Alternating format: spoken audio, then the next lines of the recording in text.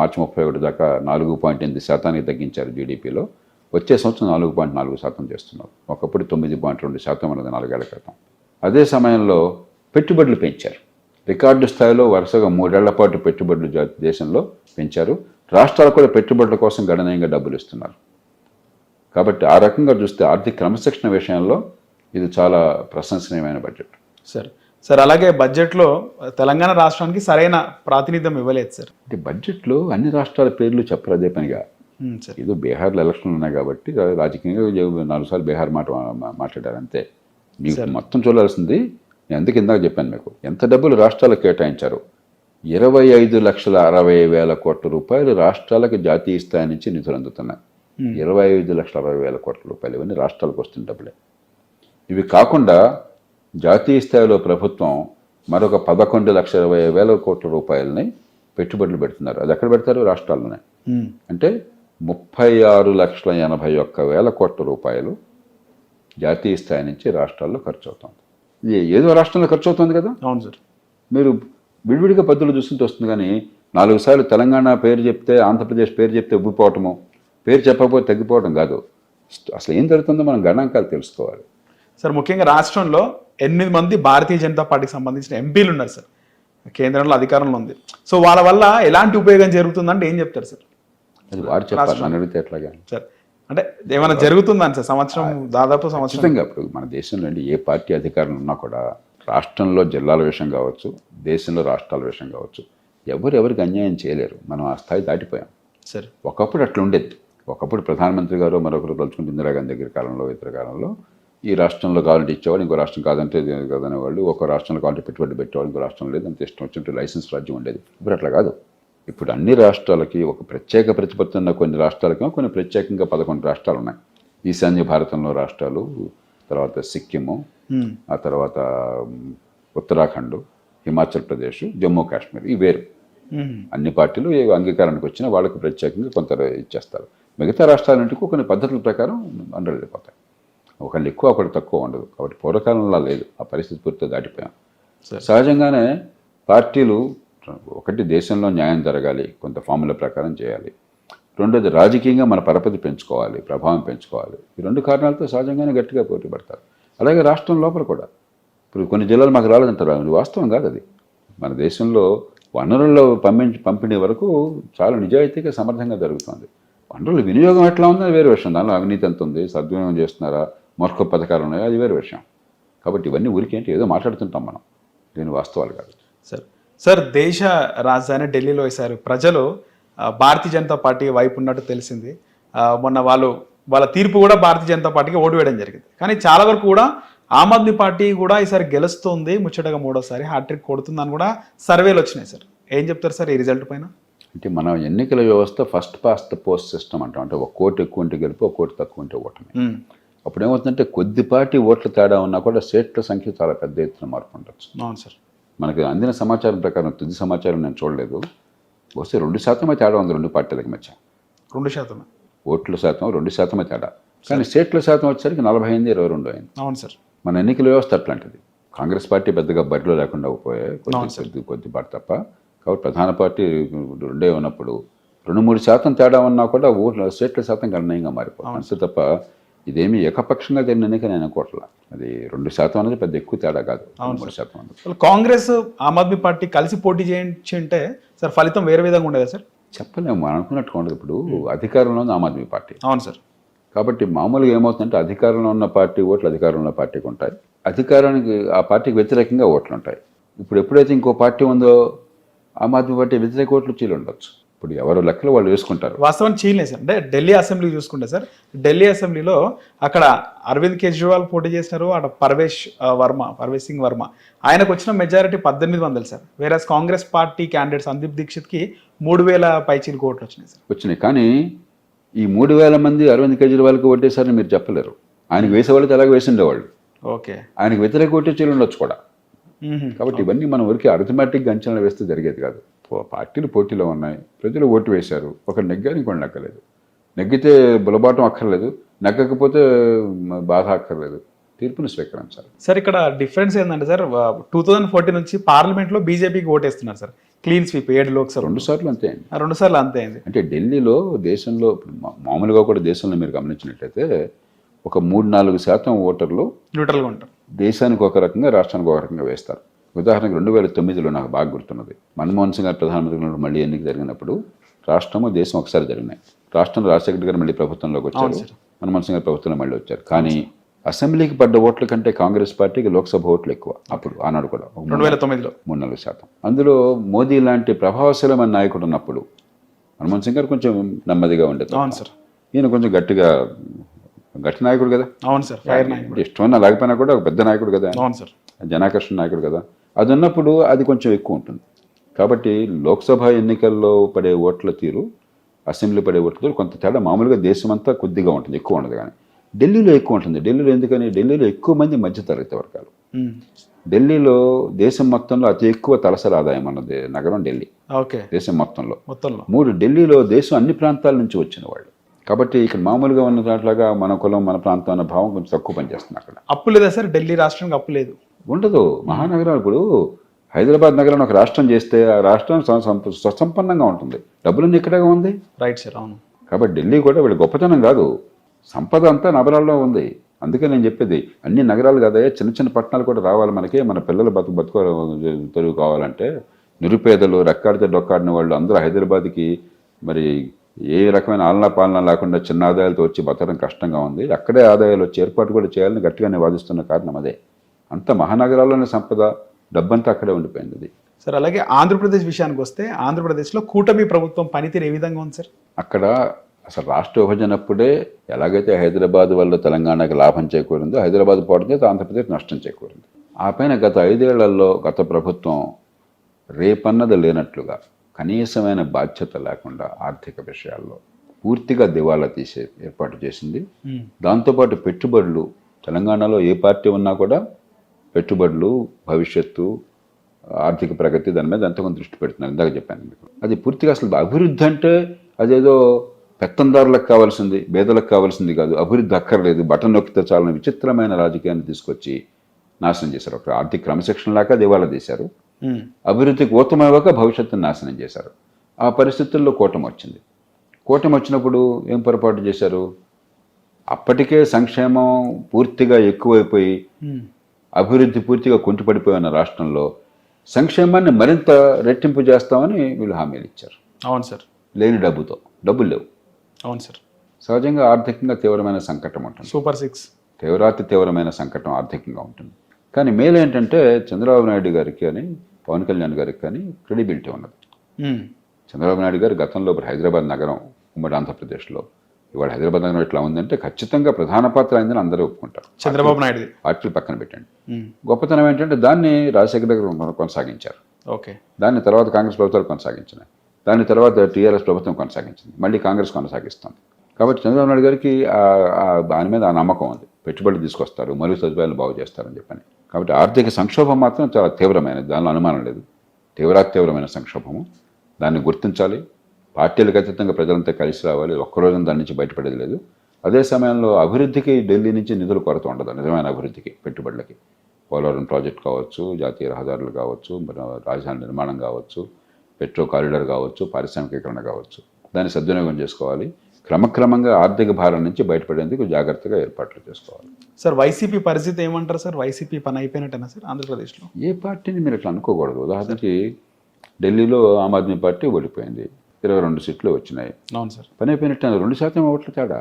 ప్రజాస్వామ్యంలో రాజకీయ శూన్యత ఉండదు. ఇప్పుడు ఉదాహరణకి ఢిల్లీలో కాంగ్రెస్ పార్టీ చాలా గట్టిగా సంస్థాగతంగా బలపడి ఆప్ పార్టీ బలం అంతా వారు తీసుకున్నారు. అప్పుడు ఆప్ పార్టీ పతనం కావచ్చు, అప్పుడు వాడు ప్రధాన ప్రతిపక్షం కావచ్చు.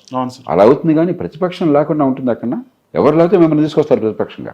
కాబట్టి ఇక్కడ కూడా మీకు వైకాపాకి 40% ఓట్లు వచ్చినాయి. మీరు మర్చిపోతున్నారు అది. వైసీపీకి నేను మొట్టమొదటి నుంచి చెప్పాను, ఎవరు నెగ్గినా ఎవరు నెగ్గకపోయినా వైసీపీకి 40% ఓట్లు గ్యారంటీగా ఉంది. ఎందుకంటే సంక్షేమాన్ని పకడ్బందీగా అమలు చేశారు, దానిలో అనుమానం లేదు. కానీ అది తప్ప ఇంకేమీ చేయాలి. బటన్ నొక్కడం తప్ప ఇంకా పరిపాలన లేదనుకున్నారు. దివాళా తీసే పద్ధతులు, అవినీతి, గోండాగిరి ఇవన్నీ వచ్చినాయి. కానీ సంక్షేమ విషయంలో బ్రహ్మాండంగా చేశారు. 40% ఓట్లు ఉన్నాయి వాళ్ళకి. కాబట్టి ఒక ప్రధాన ప్రతిపక్షం 40% ఓట్లు ఉన్నప్పుడు మూడో పార్టీ పెరిగే పరిస్థితి కనిపించినప్పుడు కాంగ్రెస్ పార్టీ పెరిగింది అనుకోండి ఆంధ్రప్రదేశ్లో. సరే, దీన్ని అవకాశంగా తీసుకుని మరి రకరకాల వ్యూహాలతో ఈ వైసీపీ ఓట్లందరినీ ఆకట్టుకున్నారనుకోండి, అప్పుడు పరిస్థితి వేరుగా ఉంటుంది. అదేం కనిపించట్లా. కాబట్టి మీరు ఏ పార్టీని కూడా అది అంతరించిపోతుందని కూడా పొరపాటు అవుతుంది. సార్ అలాగే తెలంగాణ రాష్ట్రంలో 4th సిటీ నిర్మాణమే ధ్యేయంగా కాంగ్రెస్ ప్రభుత్వం ముందుకెళ్తుంది సార్. అది ఈ 4 ఏళ్ల లోపు సాధ్యమయ్యే అవకాశం ఉందంటారా సార్?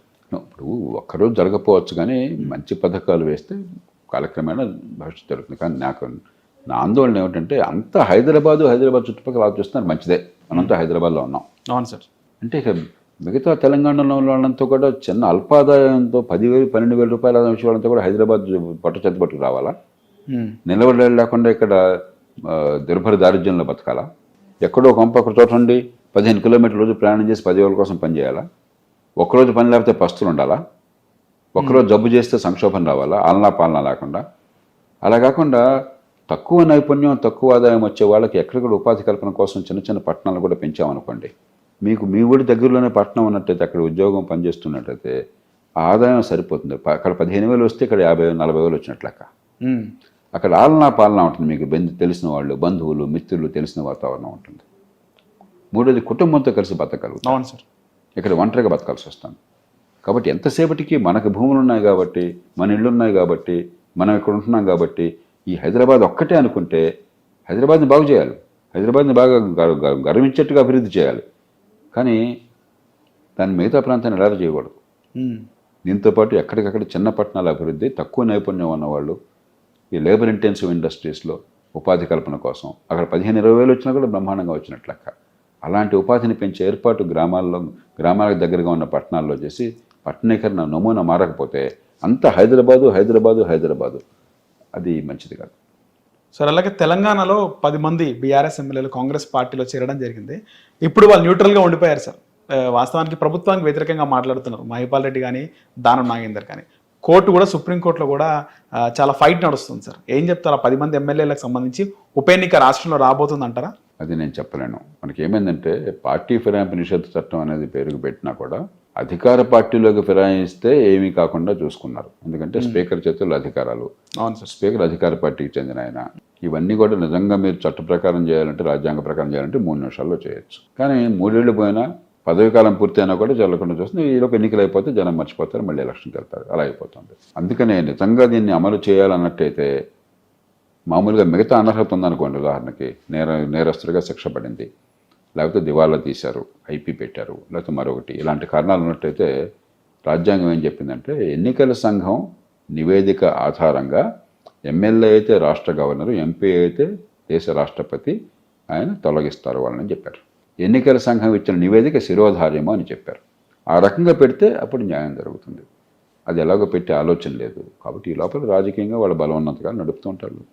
4 ఏళ్ళు కూడా గడిచిపోతాయి అంటారు సార్. ఇక 4 ఏళ్ళు గడుస్తుందో కాదు, చూద్దాం ఏమవుతుందో. కానీ చాలా చోట్ల మన అనుభవం ఏంటంటే పెద్దగా ఈ పార్టీ ఫిరాయింపు నిషేధం కాగితం మీదే కానీ ఇంతవరకు పనికొచ్చిన దాఖలాలు లేవు. పార్టీ ఫిరాయింపులు ఆగిన దాఖలాలు కూడా లేవు. సార్ గతంలో బీఆర్ఎస్ ఉన్నప్పుడు బీఆర్ఎస్ టీడీఎల్పీని విలీనం చేసుకుంది, సిఎల్పీని విలీనం చేసుకుంది సార్. కానీ ఇప్పుడు వాళ్ళు చాలా టఫ్ ఫైట్ చేస్తున్నారు సార్ అక్కడ సుప్రీంకోర్టులో. అదే ఇప్పుడు ఎవరి సందర్భాన్ని బట్టి వాళ్ళ ఆలోచన మారుతూ ఉంటుంది. నీవు నేర్పిన విద్య నిర్దాక్షణ వీళ్ళు అంటారు, మేము ఇంకో రకంగా చేసాం, మీరు మరి అన్యాయం చేశారని వాళ్ళు అంటారు. ఇది మామూలు సార్. బీఆర్ఎస్ మొన్న లోక్సభ ఎన్నికలకు సంబంధించి బీఆర్ఎస్కు చాలా చోట్ల మెజారిటీ కోల్పోయింది సార్. కాంగ్రెస్ వర్సెస్ బీజేపీగా ఉండే. అలాంటిది బీఆర్ఎస్ మళ్ళీ పుంజుకుంది, చాలా యాక్టివ్గా. ఒకవైపు కవిత, మరోవైపు కేటీఆర్.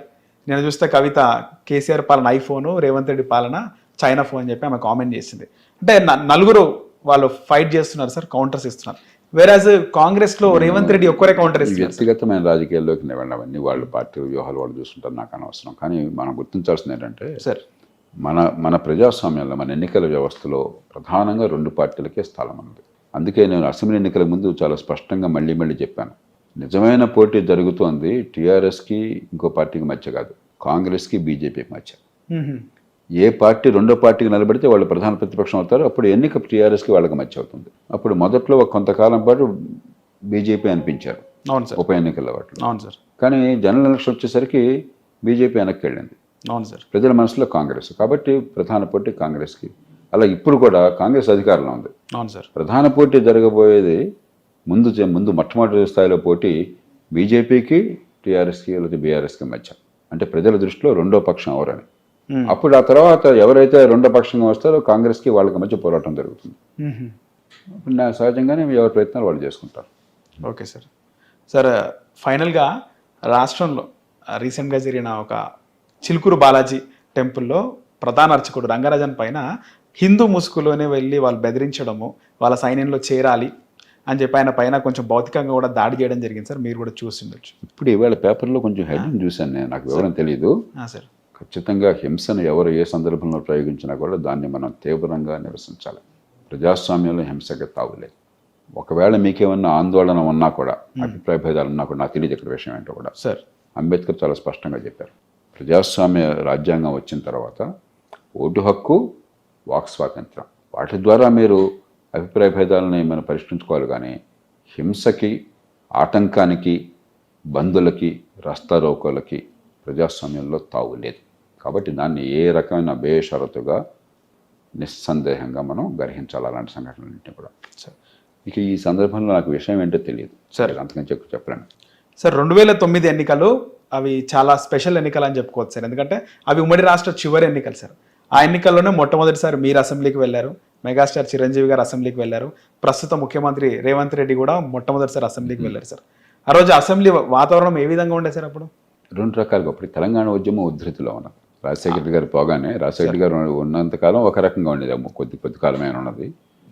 మంచి అధికార పక్షం, ప్రతిపక్షం తీవ్రమైనటువంటి ఉండేది.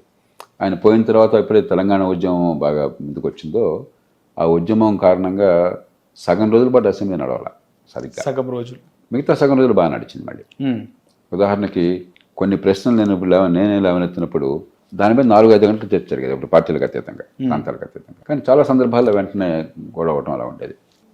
రెండోది, ఉన్నంత మేర ఖచ్చితంగా కొంత ఒక ప్రమాణంలో కొంత చర్చ, కొంత పార్టీల మధ్య కొద్దిగా అభిప్రాయ భేదాలను కూడా సామరస్య వాతావరణము, కొన్ని నిబంధనలు పాటించడం ఉండేది. మరీ బస్తీ మీద తొడగొట్టి అది అప్పుడు కూడా కొంత ఉంది, కానీ అది ఉన్న కొద్దిగా చెడిపోతుంది. పరుషమైన పదజాలం వాడటం, ఒకరినొకరు అవమానించుకోవటం, బూతులు తిట్టుకోవటం, అది ఉన్న కొద్దిగా ఎక్కువ అవుతుంది. అనుకున్నారా సార్ ఇప్పుడు ముఖ్యమంత్రి అంటే రేవంత్ రెడ్డి ఈ స్థాయికి వస్తాడు అని అనుకున్నారా సార్ ఆయన మాట్లాడేటప్పుడు? కానీ రేవంత్ రెడ్డి గారు మొదటి నుంచి కూడా చాలా ఏమైనా డైనామిక్ పర్సన్, బాగా అంబిషన్ ఉన్న మనిషి, కష్టపడే మనిషి, నాయకత్వాన్ని కోరుకున్న మనిషి. కాబట్టి రేవంత్ రెడ్డి లాంటి వాళ్ళు రాజకీయంగా ఎదుగుతారన్న విషయంలో ఎవరికి పెద్ద అనుమానం లేదు. సరే, ఎవరు ఏ పదవిలోకి వస్తారని ఖచ్చితంగా ఎవరు అంచనా వేయలేరు. Right sir. కానీ ఆయన ఏదో మామూలుగా కూర్చున్న మనిషి కాదు. ఆనాడే స్పష్టంగా అది అర్థమవుతుంది. వాస్తవానికి ప్రభుత్వానికి అంటే రేవంత్ రెడ్డి అన్నిటికీ ఆయన కౌంటర్ ఇచ్చుకుంటూ పోతున్నాడు సార్. మంత్రులందరూ ఎప్పుడో ఒకసారి రియాక్ట్ అవుతున్నారు. వాస్తవానికి అందరి అనుకుంటున్న మాట ఏంటంటే రేవంత్ రెడ్డికి పాలన చేతనవ్వట్లేదు, ఆయనకు పెద్దగా ఆయనకు అనుభవం లేదు అంటున్నారు సార్. మీరేమైనా భవిష్యత్తులో కానీ ప్రభుత్వానికి ఏమైనా మీకున్నటువంటి అనుభవాన్ని షేర్ చేసే అవకాశం ఉంటుందా సార్? రోజు నేను చేస్తున్నా కదా ఇప్పటికి, అంటే నేరుగా సార్. ముఖ్యమంత్రి గారికి, ఏ ముఖ్యమంత్రిని కూడా మేము రాజకీయంలో ఉన్న వాళ్ళని తక్కువగా అంచనా వేస్తాం. మీకు చాలా తెలివితేటలు, ఎంతో కొంత సమాజం పట్ల అవగాహన, కొంత మమకారం, మంచి జరగాలన్న కోరిక, అన్ని వర్గాలను కలిగిపోయే శక్తి లేకపోతే రాజకీయంలో ఇంతకాలం నిలదొక్కుకోవాలి ఎవరు కూడా. రాజకీయం బయట ఉన్నవాళ్ళు చాలా తేలిగ్గా వీళ్ళు చాలా ఏం తెలియదు, చదువు లేదు, వాళ్ళకి బుర్ర లేదు అంటే అనుకుంటారు. ఇది వాస్తవం కాదు. ముందు మనకు కొంచెం రాజకీయ పార్టీలో అభిప్రాయ భేదాలు ఉండొచ్చు, వాళ్ళు చేసిన దాన్ని తప్పు చేస్తే విమర్శించవచ్చు, నేను విమర్శిస్తాను. కానీ రాజకీయాన్ని చులకనగా చూడద్దు.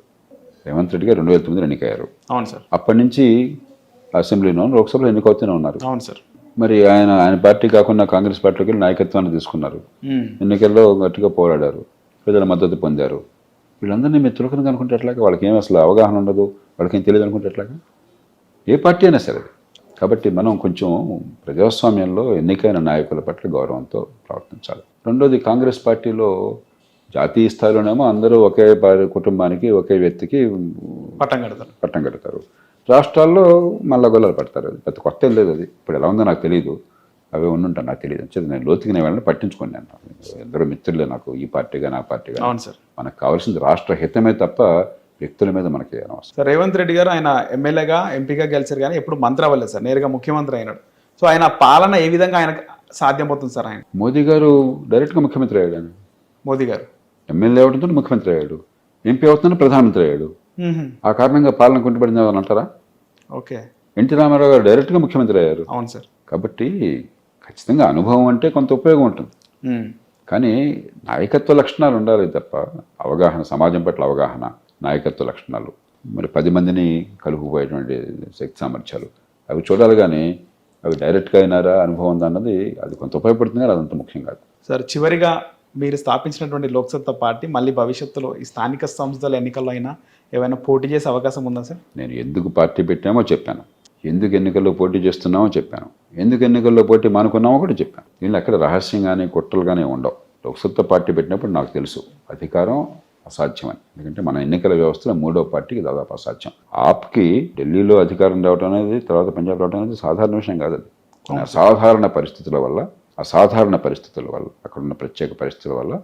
రెండోది, చాలా సమర్థులైన వాళ్ళు చాలామంది అక్కడ ఢిల్లీలో దీనికి సిద్ధపడి అవును సార్ పార్టీలో పనిచేయడానికి సిద్ధపడ్డారు. ఆ పరిస్థితుల నేపథ్యంలో వచ్చింది. అది చాలా సాధారణమైన సంఘటన. అది జరగదు అంత తేలిక, నాకు తెలుసు ఆ సంగతి. కానీ నేను ఆశించింది ఏమిటంటే 10% మంది ఓట్లు వేస్తారు నిలకడగా. ఆలోచించేవాళ్ళు, యువత, మధ్యతరగతి, కాస్త ఈ కులాలు, పార్టీలు, పక్షపాతాలు పక్కన పెట్టి దీర్ఘకాల భవిష్యత్తు కోసం ఓటేస్తారు. నిలకడగా 10% ఓట్లు వేస్తే చాలు. దాన్ని ఎలా మార్పుగా మార్చాలో నాకు తెలుసు. కానీ అనుభవం ఏమైంది? 2% ఓట్లే పడ్డాయి. హైదరాబాద్లో 9-10% ఓట్లు వచ్చినాయి, కానీ గ్రామీణ ప్రాంతాల్లో 1% వచ్చింది. మొత్తం మీద 2% ఓట్లు వచ్చినాయి. 2% ఓట్లు చాలు. మీరు ప్రధాన రాజకీయ పార్టీలను ఆలోచనింపజేసి, అరే ఈ మార్పు జరగకపోతే మునిగిపోతామనే భావం కలగాలి, ఈ మార్పు జరగకపోతే దేశం నష్టపోతుందని అర్థం కావాలి. అది రావాలంటే 10% ఓట్లు వస్తే ఖచ్చితంగా సరిపోతాయి. కానీ ఇంకెక్కువ వస్తే మంచిదే. ఆంధ్రప్రదేశ్లో అదే జరిగింది. ఉమ్మడి ఆంధ్రప్రదేశ్లో, తమిళనాడులో, కర్ణాటకలో, మహారాష్ట్రలో, దేశంలో వివిధ ప్రాంతాల్లో చాలా అద్భుతంగా పోరాడారు లోక్సత్తా కార్యకర్తలు. కానీ ఎక్కడ చూసినా కూడా అంతకంటే ఎక్కువ కనిపించట్లా. ఉదాహరణకు ఆప్ ఉంది, కర్ణాటకలో పోటీ చేస్తే లోక్సత్తాకు వచ్చిన ఓట్లలో 5వ వంతు వచ్చినాయి వాళ్ళకి. కాబట్టి 3వ పార్టీ అందులో డబ్బు హంగు లేకుండా, ప్రచారం లేకుండా, డబ్బులు పంపిణీ లేకుండా, అబద్ధాలు ఆడకుండా మీకు ఓట్లు రావడం అంత ఆషామాషి కాదు. అది లేనప్పుడు ఈ ప్రయాస వృథా. అదే ప్రయత్నాన్ని ఇప్పుడు నేను ఆనాడు ఈనాడు నాకు తేడా లేదు. ఎన్నికైనా ఎన్నికపోయినా నా ప్రయత్నం అదే, నా పోరాటం అదే, నా భాష అదే.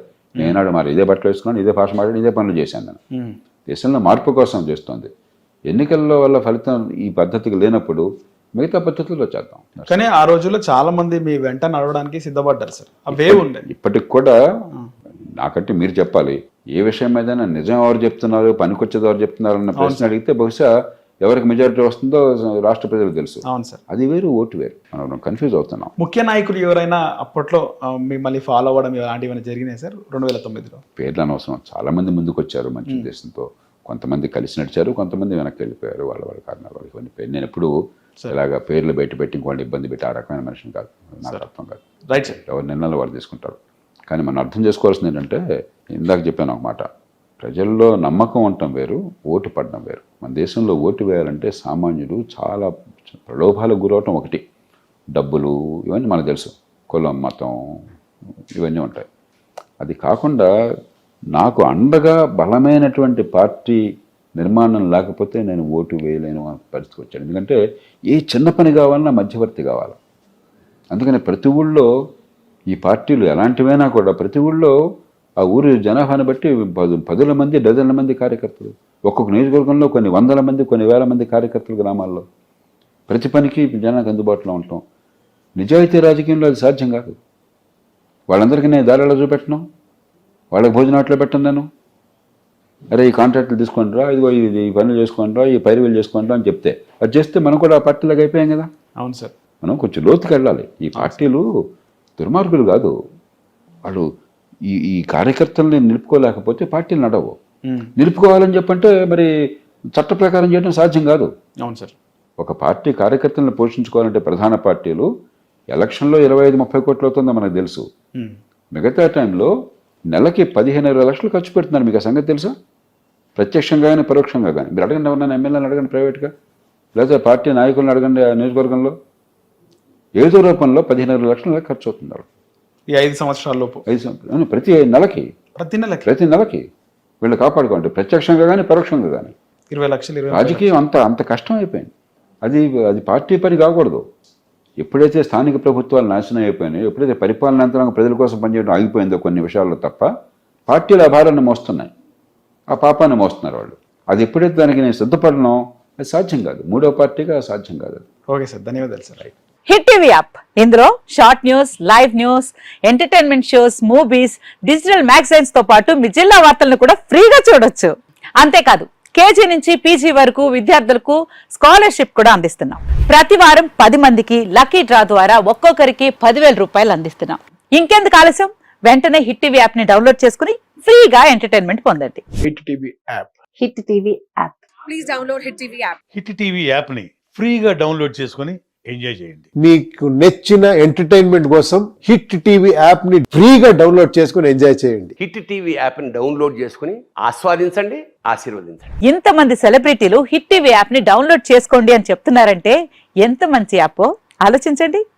అమెరికా అమెరికా అమెరికా అమెరికాలో చదవాలనుకునే వాళ్ళకి విశ్వసనీయమైన పేరు మన శౌర్య కన్సల్టెన్సీ. UK లో 1 year masters. UK లో 1 year masters. 2 years work permit up to 5 years visa. Contact Saurya Consultancy. Contact 89851 89851.